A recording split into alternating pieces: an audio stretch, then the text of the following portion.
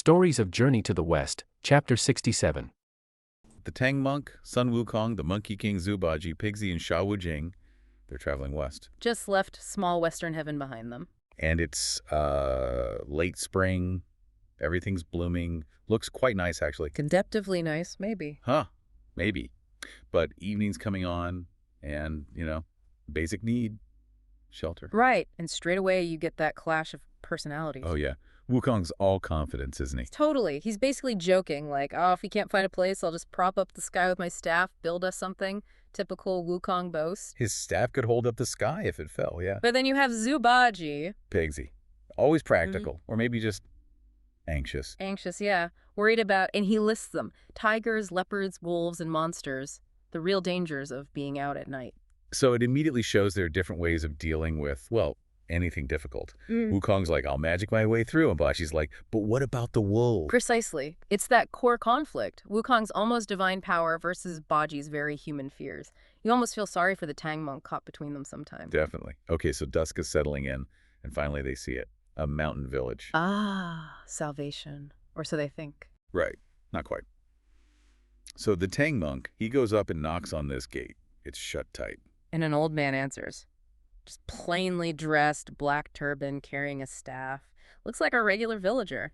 And the monk does his usual polite introduction, Greetings, I'm a humble monk from the east, heading west for scriptures. Could we possibly impose for a night's lodging? Very proper. But the old man's reaction is grim. He basically says, you're going to the great western heaven. That's incredibly far. And even just getting past here is difficult. Ominous. And this is where we get the first real warning about a specific obstacle. Yeah, he mentions a place about 30 lists west of the village. What's light again? About half a kilometer, roughly. So maybe 15 kilometers away. Not far, but far enough. And the place is called Seven Absolutes Mountain. Seven Absolutes Mountain, yeah. And the old man's fear, it's not just like stranger danger. It sounds like real local knowledge of something genuinely bad. Okay, so Seven Absolutes Mountain. Sounds impressive, maybe a bit scary. What makes it so bad? Why is it so hard to pass? Well, that's the twist. The old man starts by describing something that should be wonderful. Okay. He says it's huge. 800 laid long. 800, so 400 kilometers. That's massive. Enormous, and it's completely covered, just choked with persimmon trees. Persimmon trees, okay. Sounds fruity. Exactly. And he lists the 7 absolutes, the 7 great things about these trees. They help you live long, give great shade, birds don't nest in them, no insects bother them. Oh, interesting. Their leaves look beautiful with frost, the fruit's delicious, big branches and leaves. It sounds like paradise, right? Perfect abundance. It really does. So where's the catch? What's the difficult to pass part? Well, that's where it gets Right. unit. And yeah, pretty gross. Okay, I'm ready. Hit me. The old man explains that every single year, all those delicious persimmons, they get ripe and they fall. Tons and tons of them. Right. Natural cycle. But they fall into this narrow stone alleyway, the only path through the mountain range. Oh, okay. I see where this might be going. They completely fill it up, and then they rot. Rain, dew, snow, summer heat. It all just turns this path into, well, the text calls it filth. Filth. Okay. How bad are we talking? The locals have a name for it. They call it the rare persimmon pain. Rare persimmon pain. Or, more colloquially, rare shit pain. Oh, wow. Okay. They don't mince words. Not at all. In the description, the smell is apparently worse than an outhouse, especially when the west wind blows it towards the village. Ugh. Luckily for them, it's spring, so the wind's from the southeast. They can't smell it yet. Small mercies. But still, a 400-kilometer path of rotting fruit, that's quite the obstacle. It really grounds the journey, doesn't it? It's not just epic magic battles. Sometimes it's just wading through centuries of putrid persimmons. So how does the group react to this lovely piece of news? The Tang monk must be horrified. Oh, absolutely distressed. You can picture him. But Wukong, Let me guess. Not patient. not even slightly. He just loses it. Starts shouting at the poor old man. What did he say? Accuses him of trying to scare them off or just being mean and unwelcoming. And then he throws a bit of a tantrum like, fine, if you won't let us in, we'll just sleep under a tree. Classic Wukong. All power, zero patience sometimes. But then the old man does something pretty amazing. Yeah. He's clearly scared of Wukong. I mean, Wukong isn't exactly known for his conventional good looks. Statement. But despite being terrified, the old man fires back. Really? What does he say? Oh, he gives Wukong a piece of his mind, calls him, and this is quite a list, A bony-faced, lumpy foreheaded, flat-nosed, sunken-cheeked, hairy-eyed, consumptive ghost. Ouch, that's specific. And brave. Incredibly brave. And he calls Wukong impudent for yelling at an elder. It shows this amazing integrity, you know? He's scared, but he still stands up for basic respect and tradition. That's actually quite powerful. It does make you think, doesn't it? About Wukong's behavior. Is he just being impulsive or genuinely disrespectful here? That's a good question. Probably a bit of both, knowing Wukong. He pushes every boundary. So how does Wukong take being called all of that? He just laughs, brushes it right off. Of course he does. Tells the old man he's blind for not recognizing greatness, basically. Says, strange appearances can hide jade within.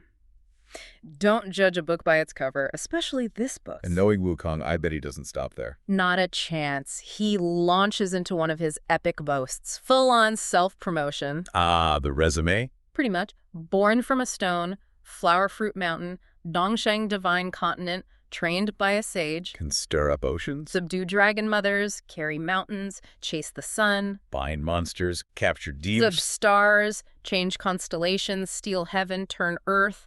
All of it. Wow. And tops it off by calling himself the infinitely transforming, beautiful stone monkey. Beautiful stone monkey. Okay, he's laying it on thick. Completely. It's pure intimidation and awe-mongering. And does it work? On the old man? Instantly. It's like flipping a switch. Right. The old man's anger, his fear, it just evaporates, replaced by, like, joy and reverence. It's like that.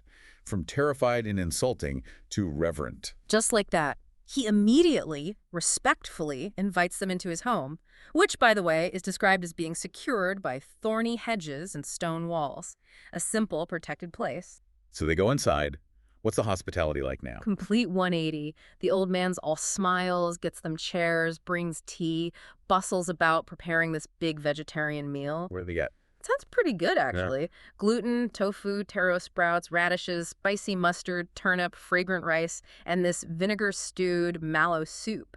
A proper spread. A feast, really. Eh. Especially after being yelled at and threatened with sleeping outside. You bet. And guess who's suspicious? Gotta be Bajie. Always. He pulls Wukong aside, whispering like, okay, what gives? 5 minutes ago, he was insulting your face. Now he's laying out a banquet. Why? Bajie's practical mind can't compute. Nope. He just doesn't trust it. And Wukong's response? Still confident. Oh, totally dismissive. He's like, relax. This is nothing. Tomorrow he'll probably give us 10 fruits and 10 dishes. Just like that. He expects even more. That's what he says. But Bajie's not buying it. He mutters that Wukong's just talking big again, probably trying to score a free meal, and they'll likely have to sneak out before dawn. Oh, poor Bajie. Always waiting for the other shoe to drop. And Wukong just ends it with this line, "Don't worry, I have my ways." Ooh, mysterious. You know Wukong, always sharp. He asks about this amazing generosity. Ah, okay. Never misses a trick. Never. And that's when Old Man Lai sort of drops the bombshell. Oh, He basically says, "Oh, I've heard you, son Wukong. You catch monsters." Right. Well, funny you should ask, because I've got one. Right in his own backyard, basically. Exactly. A monster problem he needs solving. And Wukong, let me guess, he jumps right in. Instantly. Doesn't miss a beat.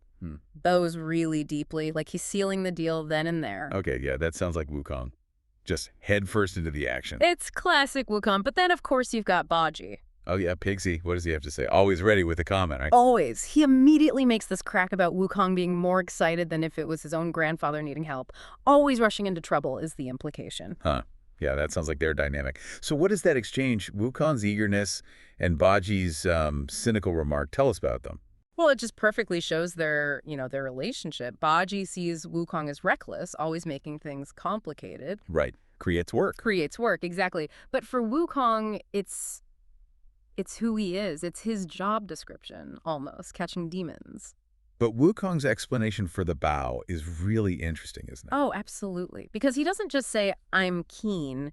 He tells Bajie that deep bow wasn't just politeness. He actually calls it a deposit. A deposit, like a down payment? Pretty much. He says word for word almost, if he puts down this deposit, then the old man will not go ask others. Wow. Okay, that adds a layer. It's not just impulsiveness then. Not at all. It's shrewd. Almost like a business transaction, securing the contract.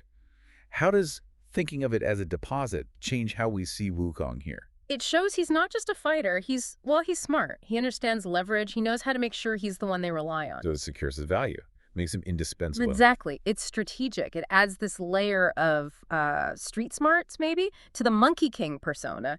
He knows how the world works.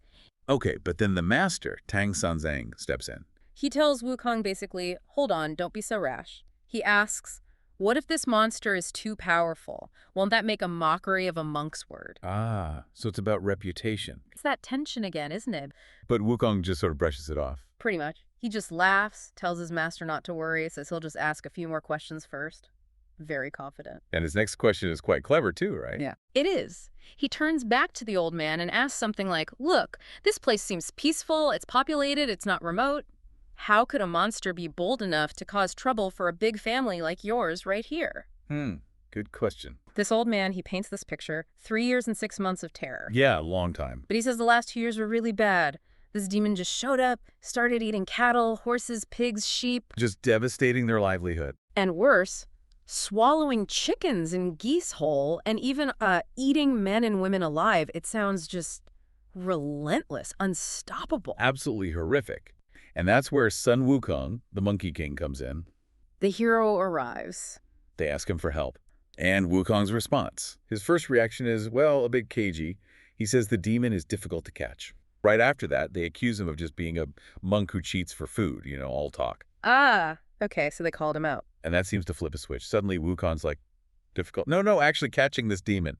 Easy. Easy. So what was the difficult part then? That, he says, is the real problem. The difficulty is that the local people, the villagers, and they are not united. Not united. So it wasn't the demon's power, but their lack of teamwork. Precisely. He completely reframes it. It's not about the monster out there. It's about the disorganization in here. It's a pretty harsh truth bomb. Wow. Okay. So if that's the diagnosis, what's Wukong's prescription? What's the solution? And it's surprisingly practical. Very clear. He says, look, there are 500 households here, right? Yeah. If each one just gives one tael of silver, like a standard chunk of silver back then. Okay. One tael each. They'd have 500 taels. And that, he says, is plenty to hire a real expert, someone skilled enough to sort this demon out properly. A collective fund. Simple. Makes sense. It seems straightforward, doesn't it? But then you get the old man's response. But it turns out they had tried. He's almost ashamed. He admits that every single household has already spent 3 to 5 taels of silver each. It just didn't go well. Oh, what happened? Well, the old man explains.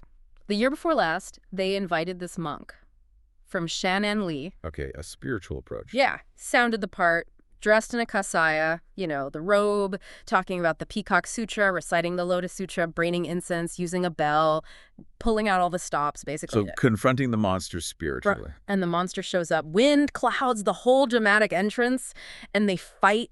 The text says it was like punches and grabs, back and forth, chaos. And the monk. It ended badly. The monk, the text just calls him bald, was beaten like a rotten watermelon and died. Oof, that's graphic. And grim. So much for their first hope. Totally grim. And to add insult to injury, the villagers had to pay for his coffin and give silver to his disciples, who were apparently still complaining and threatening to sue them. You're kidding. They fail, die, and the village still gets hassled for money. Monkey King's reaction. He just sort of laughs and says something like, so you took a loss, huh?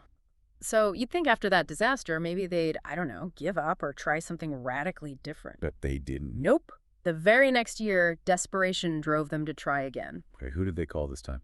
This time, a Taoist priest. He also looked impressive. Golden crown, ceremonial robe. Different tradition, similar approach. Seems like it. Tapping a token, using talisman water, magically charged water, summoning spirits and generals to capture the demon, fought the monster all day until evening. A longer fight, maybe more hope this time. Maybe. But the result, just as tragic. They found him later, dead in a mountain stream, described as looking like a drowned chicken. Oh, man. Another failure. And again, the villagers had to foot the bill for the aftermath. It's just heartbreaking, really. They keep trying, keep losing people, and keep getting charged for the privilege. Utterly desperate and vulnerable. It really paints a bleak picture. Monkey King hearing these horror stories. So you took a loss there too, huh? Yeah, it shows his kind of detachment, maybe, amusement at their repeated failures. But also, you can almost hear his own confidence underneath it. Like, you guys hired amateurs. Right. He knows he's different league. So after hearing all this, the failures, the wasted money, the lawsuits, the old man, Mr. Lay, he's understandably nervous about these newcomers. Yeah, he doesn't want to get burned a third time. Exactly. He's worried about being lied to again. So he suggests drawing up a proper contract, a written agreement. He even calls in several other village elders as witnesses. Makes sense. What are the terms? Pretty simple, actually. If Monkey King and his group succeed, they can name their price, any amount of silver they want. Okay. But if they fail, they can't blame the villagers. No complaining, no demands for costs. Fair enough, given their history. How does Monkey King take that? He just finds it amusing, laughs again, and says something like, wow, this old guy must have been cheated a lot. It shows he gets why they're being so cautious. But then the elders actually see Monkey King for the first time. Yes. And their reaction is not great. What do they say? They're visibly startled. They look at him. Monkey King is often depicted as relatively small, maybe a bit odd-looking, and they basically say, he's inadequate. Ouch. Yeah. They literally say his small, thin body is not enough to fill the monster's tooth gaps. Huh. So they're judging him purely on appearance, after seeing fancy robes fail twice. It's very human, isn't it? But Monkey King, naturally, has a comeback. Classic self-assuredness. What's his response? He tells them, look, I might be small, but I'm solid. He claims he's eaten sharpening water and has inner spirit. Basically, don't judge a book by its cover. I'm tougher than I look. Love that eaten sharpening water line. So the elders, presumably still skeptical but maybe intrigued, they get back to the agreement. Right. They ask the big question, the one that caused problems before. Okay, what about the payment? If you succeed, what silver do you want? Then here comes the twist, right? Oh, it's a huge twist. Monkey King just flat out refuses any money. Refuses, after they said he can name any price. Yep. He says, gold dazzles the eyes, silver is silly white, copper coins smell fishy. He declares they are merit-accumulating monks. They do good deeds for spiritual credit, basically, and they don't want any money. Wow. Okay. That must have thrown the elders for a loop. Completely. So they try another angle. If not money, maybe property, an endowment. Makes sense. A lasting reward. They offer him 1,000 moos of prime farmland. A moo is about 1/6 of an acre, so 1,000 moo is huge. A massive amount of land. Wow. Where would they get that? They propose each of the 500 families contributes 2 moos from their fish farms. Enough land to build a whole monastery. A permanent legacy for the heroes. That's a seriously generous offer. Surely he accepts that. Nope. He turns that down too. Seriously. Why? Yep. What's wrong with land and a monastery? His reason is incredibly practical, almost mundane. He says owning land means duties. You have to raise horses for service, pay grain tax, work constantly, not sleeping at dusk or dawn. He says it would be troublesome to death. So no lofty spiritual reason like earthly possessions are a burden, just too much paperwork and chores. Pretty much. It's so unexpected. It completely reframes what he, and by extension maybe what true heroism values. It's not about wealth or status symbols. It's about, well, not being bothered with admin, apparently. That's amazing. So he's turned down a fortune in silver, turned down a massive estate. What do they ask for? They must want something. They do, and it's incredibly simple. Monkey King just asks for a cup of tea and a meal. That's it. After facing down a monster that's terrorized them for years. Just tea and a meal. That's it. And you can just feel the elders' reaction. Relief, delight, probably disbelief, too. This incredibly simple, humble request, it just changes the whole dynamic. It absolutely does. It completely redefines the idea of a hero's reward. Okay, so the deal is struck, basically for hospitality. But the elders still seem worried about the monster itself. Yeah, they make one last attempt to impress upon Monkey King how serious this is. They describe the monster again, really dramatically this time. How they put it. Reaches heaven, reaches earth, comes with wind, leaves with mist. You know, emphasizing its immense size and supernatural power. Trying to make sure he understands what he's up against. Exactly. And Monkey King's response, just pure, unwavering confidence, almost dismissive. What does he say? He basically says, look, if it's a demon that messes with wind and mist, piece of cake. I treat those like my grandkids. If it's just big, no problem. I know how to beat big things. Total confidence, no fear, completely capable, maybe a touch arrogant, but you know, he can back it up. That's Monkey King in a nutshell, isn't it? Sun Wukong, chatting with elders. Powerful wind just tears through, and the elders, they freak out. This monk has a salty mouth, talk of demons, and the demons arrive. Huh. The old man yells for everyone to get inside. Even the Holy Tongue Sansang and usually brave Zhu Bajie Pigsy and Xiao Wujing Sandy, they flinch. They try to back away, head for cover. But Wukong, nope, he's having none of it. He physically grabs Bajie and Xiao Wujing, drags them out into the courtyard. He's like, what's wrong with you two? You're monks. Don't you know inside from out? Stay put. Come with me and see what this thing actually is. That is so Wukong. Everyone else panics. He's immediately analyzing, ready to confront whatever it is. And what it is, I mean, the description of the wind alone, it's incredible. The sources get really poetic. Oh, yeah. It talks about it uprooting trees and destroying forests, causing wolves and tigers to worry. And stirring rivers and disturbing seas, causing ghosts and gods to fret. It even says it overturns mountains, lifts continents. It's biblical almost. This force just descends, plunging the village into total darkness, black clouds blocking the stars, just gloom. That scale tells you right away, this isn't just some minor demon causing trouble. This is something bigger. And the reactions keep coming. Bajie's is just perfect. The text says he's so scared he literally buries his snout in the dirt as it's nailed down. Oh, man. And Xiao Wujing just covers his face. Total fear. But amidst all this, Wukong, ever the observer, spots something. Two lights way up in the sky. Ah, yes. And this bit is gold. Bajie, still probably shaking, sees the lights and completely misreads the room. He laughs. That says, how fun. A well-behaved demon. We should be friends. He thinks they're lanterns. It's hilarious. Such a moment of pure Bajie, mixing terror with this weird optimism, or maybe just cluelessness. Definitely cluelessness there. But Xiao Wujing, always a bit more sensible, cuts him short. You're wrong. Those aren't lanterns. They're the demon's eyes. Imagine Bajie's face dropping. He cries out, Grandpa, if its eyes are that big, how big is its mouth? Suddenly, it clicks. This isn't just scary, it's enormous and fundamentally different. So those massive eyes are the cue. Wukong knows it's go time. He vaults into the air, ready to fight it alone.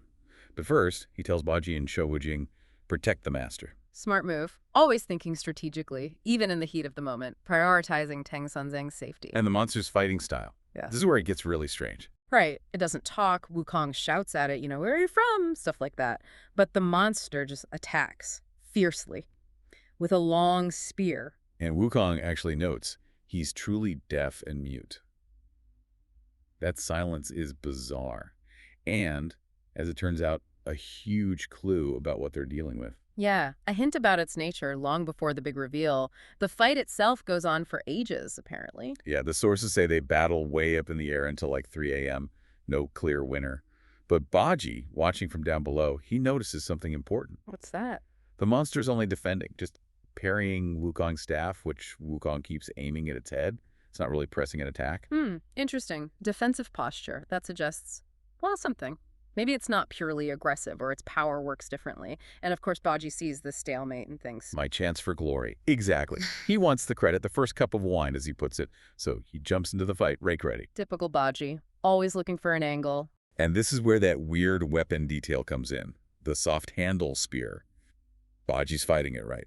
And he sees the spear tip, but he can't see the handle properly. It seems soft. Or somehow indistinct. Soft handle spear. That sounds odd. Very odd. Wukong initially kind of dismisses it, but then maybe thinks twice. And another one of those subtle clues, easy to miss, but really important later. And Wukong puts these clues together, doesn't he? The silence, the defensive fighting. He does. He comes up with this brilliant deduction. He figures because it can't speak, it hasn't fully returned to humanity. It's still full of strong yin energy. Ah, the yin-yang element. That's central to the philosophy in the book, isn't it?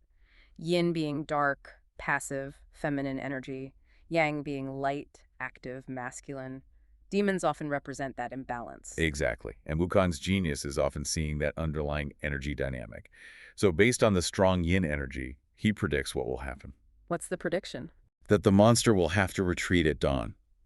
When the sun rises, the yang energy will become too strong for it. So they have to be ready to chase it the second it breaks. Clever. Using its fundamental nature against it. And sure enough, first light hits, that yang energy rises, and poof, the monster turns and flees fast, just like Wukong said. So the chase is on. Wukong and Bajie take off after it. It really shows Wukong's intellect, figuring that out from just those few clues. They follow it to this place called Seven Ju Mountain, specifically an area known as Sparse Persimmon Thorns. Okay. But it's not just the place, it's the smell. They hit this wall of just foul, overwhelming stench.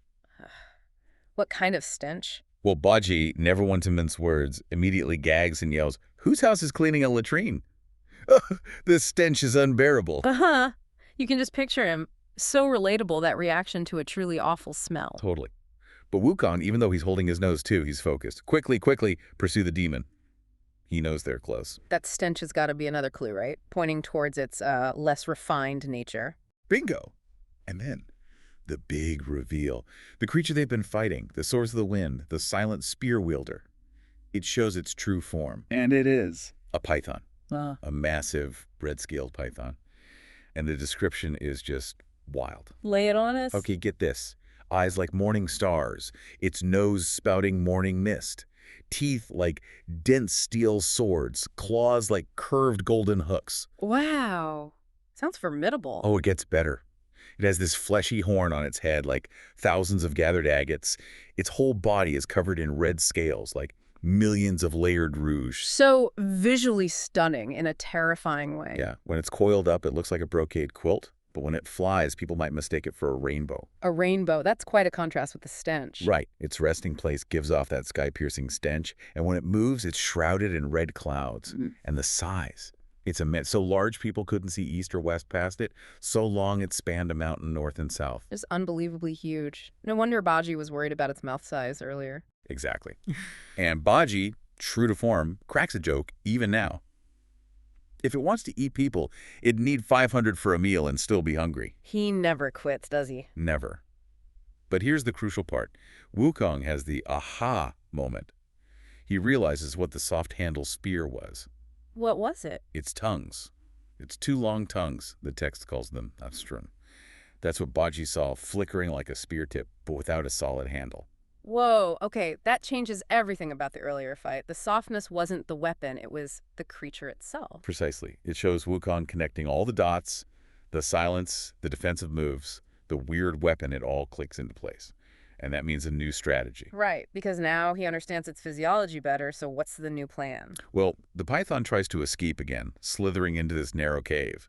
But it's so big, it leaves like 7 or 8 feet of its tail sticking out. An opportunity. Bajie thinks so. He grabs the tail, tries to haul the massive thing out. He pulls with all his might. Oh. Doesn't budge. Not an inch. He's yelling, "It's stuck! It's stuck!" Total failure. Okay, so brute force isn't working. Time for Wukong's brain again. You got it. Wukong sees Bajie struggling and figures it out.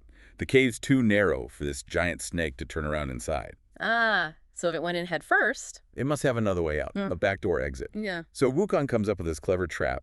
He tells Bajie, "You run around to the back exit and guard it.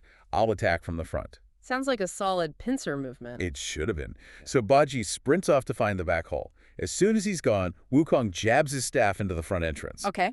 Provoking it. Exactly. The python, feeling the poke, shoots out the back exit like a rocket. Uh-oh. Is Bajie ready? Not quite. It happens so fast. The python bursts out and smacks Bajie with its tail, knocking him flat on his face before he can even react. Ouch. That's gotta sting. Mostly his pride. Totally. Wukong comes into the now empty cave, calling out like, "Let's chase it." Only to find Bajie scrambling up, red-faced, dusting himself off. And what's his excuse this time? He starts flailing his rake wildly at the grass and bushes, pretending he was busy, claiming just beating the grass to startle the snake. Oh, Bajie. Trying to cover up his blunder. Classic. So the chase continues. They track it across a ravine. The python seems cornered now. It coils up, opens that enormous mouth, clearly aiming to swallow Bajie. This is it. The final confrontation. But Wukong? Talk about bravery. He sees it going for Bajie, and instead of letting his companion get eaten, Wukong charges forward and gets swallowed himself. Deliberately. Oh! He sacrifices himself. Seems like it. Bajie is devastated, starts pounding his chest, stamping his feet, crying out, "Brother, you're lost, it's over." Looks like game over for the Monkey King. Man, that's intense. But knowing Wukong, this isn't the end, is it? Not even close. And he actually yells out to Bajie, who's still outside, obviously. Yells from inside the monster. Yeah. Tells him something like, "Watch me make a bridge." A bridge? Okay. Well, he uses the rod, applies pressure, forces the monster's body, and suddenly this massive serpent arches its back way up high. Ah, so the monster becomes the bridge. Exactly. The text calls it a domhom, like a rainbow-like bridge. You could just imagine Bajie seeing this giant snake suddenly contorting into this arch. Must have looked bizarre. Totally.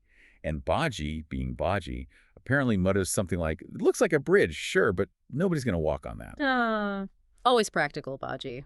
But Wukong isn't just making shapes for fun, right? No, he's testing, manipulating, and he's not done. Next up, he reverses the pressure somehow, forces the monster's belly to flatten out. Flatten out into what? Into something like a boat. They call it a ganbao boat in the text. So first a bridge, now a boat. A monster boat. Okay. This is getting weird. And again, Bajie has a comment. Oh, I bet he does. Something like, well, it looks like a boat, but it's got no mast, no sail, not going anywhere. He's got a point, I guess. But Wukong must have an answer for that, too. Oh, he does. And this is where it gets really clever. This is the masterstroke. Okay, I'm ready. He takes that iron rod Yeah. and shoves it straight up, right through the monster's spine. Whoa!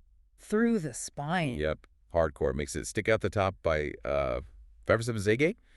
That's a huge length, maybe 16, 20 feet, like a mast. He made his own mast out of the monster's spine and his rod. Precisely. It's Yeah. brutal, but incredibly effective. Because now the monster is in absolute agony. I can only imagine. What does it do? It tries to get away from the pain, right? Yeah. Just bolt. Propels itself forward like crazy. Using its own pain as fuel? Pretty much. Yeah. The text says it shoots off over 20 li and back down the mountain. That's like 6 miles or so. Wow. Just pure pain-driven speed. Until Until it just collapses. Dies from the trauma, the exertion, everything. Wukong essentially turned it into its own self-destructing escape vehicle. Wow. And Wukong just pops out. Yeah, crawls out through a hole he presumably made. Yeah. But you also get this great Bajie moment after. Oh, yeah. So Bajie eventually catches up to the massive dead python, and what's the first thing he does? He starts hitting it. You know him too well. He starts whacking the carcass with his rake. Wukong, who's just drilled his way out, asks him, "Why are you hitting it? It's dead." And Bajie's reason. Pure gold.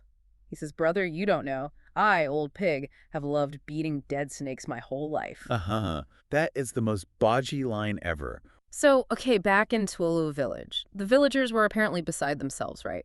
Wukong and Bajie didn't come back overnight. Yeah, they feared the worst, understandably. But then, boom, Wukong and Bajie show up dragging this massive snake. You can just imagine the relief, the cheering. Oh, absolutely. And the source really drives home how grateful they were.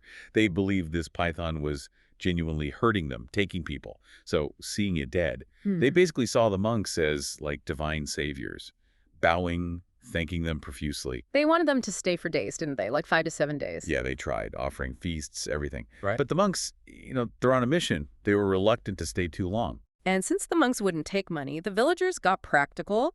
They loaded them up with dry food, fruit, provisions for the road. Right. And the send-off, it's kind of amazing. It really is. The text says 700 to 800 people from 500 households. Yep. Mules, horses, banners, flags, a whole procession to see them off. It shows just how much impact they had, even in a short time. But then, trouble ahead. Exactly. The road leads them to the 7 Absolute Mountain, Scarce Persimmon Hollow. Catchy name. Yeah. But the problem isn't a demon this time, it's the path itself. It's described as being completely blocked by, basically, just filth and stench. Impassable. Like physically blocked by muck. Pretty much. Repellent stuff. And you have to think, on a spiritual journey, this kind of blockage, this filth, it often means more than just physical dirt, right? It can symbolize, spiritual obstacles too. You can feel the impact on the team. Tang Seng apparently smells it, sees the road blocked, and just asks, "Wukong, how do we get through this?" And even Wukong, who's usually unstoppable, admits, yeah, this is difficult. The source even says Tang Seng starts crying. That really hits home how bad it must have seemed. Just this disgusting, overwhelming barrier. Yeah, it's a moment of real despair. And it raises that question, what do you do when the path itself is just repulsive? So the villagers, still grateful, they offer to help, right? They say they'll open a good road for them. Bless their hearts, yeah. But Wukong, he's the pragmatist. He gives this witty reply, basically saying, look, you guys aren't the Great's divine army. The flood tamer. Exactly. He tells them, you can't clear an 800-line mountain path. That's like, 400 kilometers? He says, thanks, but no thanks. This one's on us. Okay, so if the villagers can't do it, how do they tackle this? It sounds impossible and frankly, gross. But Wukong comes up with a plan, a very specific plan. And it's maybe not the most heroic-sounding task. Go on. It involves Bajie. Ha! Pigsy? Why him? Because Wukong figures Bajie needs to eat. a lot, like a huge amount. Then transform into a giant pig, A giant. a truly massive one, and use that powerful pig snout to just plow through it all, to arch open the old path, as the text says, shove all that filth aside. Wow. Okay. So the ultimate dirty job. Pretty much. And Wukong knows Bajie is uniquely suited for this. Physically, yes, but maybe, character-wise too. He's the earthy one. How does Bajie take this suggestion? Not well, initially. He complains, right? Why me? Why do I always get the smelly jobs or something like that? Why do you only teach old pig to make a stench? Yes, can't blame him, really. No, but Tang Seng steps in. He's smart. He offers Bajie the first credit for clearing the path if he succeeds. Clever. Does that work? It does. And then Bajie actually explains his own powers, which is fascinating. He says, look, I've got 36 transformations. Okay. But, says, I'm rubbish at the light stuff, flying things, elegant shapes. Nope. So no delicate fairy transformations for Bajie. Definitely not. But, he says, transforming into big, heavy, earthy things. Mountains, trees, rocks, rhinos, buffaloes, even camels. He's like, I nail those. So he's perfect for becoming a giant earth-moving pig. Exactly. But there's a catch he points out. When his body gets huge, his stomach gets even huger. He needs a massive amount of food to power the work. It's not just brute force. It requires serious fuel. It shows that sometimes you need that grounded, raw power, not just clever tricks. And the villagers, what do they make of this? Oh, they're all in. As soon as they hear Bajie needs food, they're like, we've got food, we've got stuff. They just start piling up everything they brought, the dry rations, fruit, cakes, dumplings. You just empty their bags for him. Totally. Yeah. It's all for you, they say. Their support is just unwavering. It's quite touching, actually. So Bajie gears up for this transformation. Yeah. The text describes him taking off his monk's robe, tossing down his famous rake, getting ready for the unpleasant task. And the description of the transformation. It's wild, really vivid. Mouth long, short hair, half fat and lean. Black face, round eyes like sun and moon, round head, big ears like plantain leaves. Wow. Bones hard as heaven's age, coarse skin like iron fortress, snoring nose, 4 white hooves 1,000 feet high, sword-like mane, body 100 feet long. Just this colossal creature. Got 1,000-foot-high hooves, 100-foot-long body. That's immense. Truly monumental. And you really see the teamwork kick in here, too. How so? Wukong immediately starts directing things. He tells the villagers, pile the food here. Tell Sha Seng, take off your shoes, carry the luggage carefully, make sure Tang Seng is secure on his horse. Keeping everyone safe and focused. Exactly. And crucially, he tells the villagers, go back and get more food. He knows this isn't a quick job. Bajie's going to need refueling. And the villagers, they do it. Go all the way back. They do. The village is over 30 liners away, right? That's like a 60-plus line round trip, maybe 30 kilometers or more each way. That's a long way to go for more food. But the ones with horses and mules, the text says they flew back to start cooking. The 300 or so on foot waited at the mountain. Wow. And then they traveled through the night. They caught up with the pilgrims the next day, over 100 lands, further on, shouting, we brought food! We brought food! That is some serious dedication, just incredible support. It really highlights that bond, doesn't it? Between the holy travelers and the ordinary people they help. So Bajie works for 2 days straight clearing this path. Nonstop plowing with that giant snout.